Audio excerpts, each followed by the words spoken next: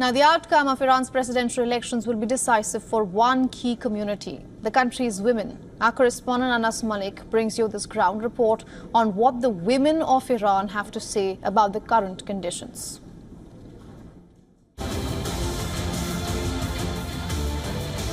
The anti-hijab protests that rocked the Iranian establishment are still fresh in people's minds.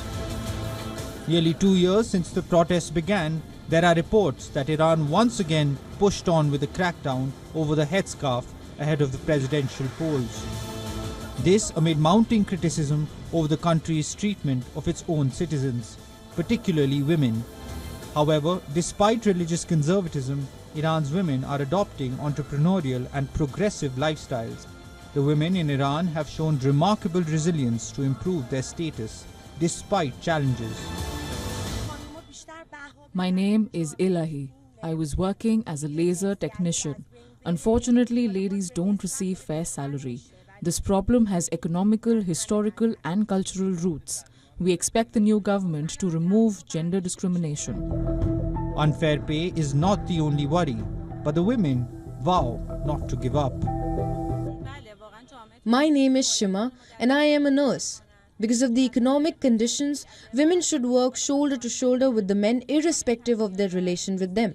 It is not possible for one person to run a household. There is gender discrimination in work, university and also the enforcement for hijab. Recently, it has gotten tougher.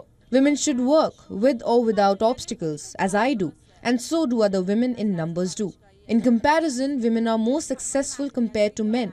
But there is always discrimination, for instance, when it comes to pay and salaries. Women do more, they work more, but they get paid lesser.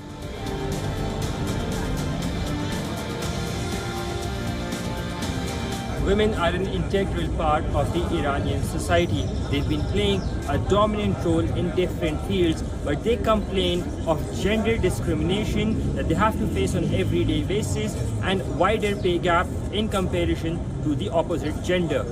Anas Malik in Tehran, in Iran, for WION, World is One.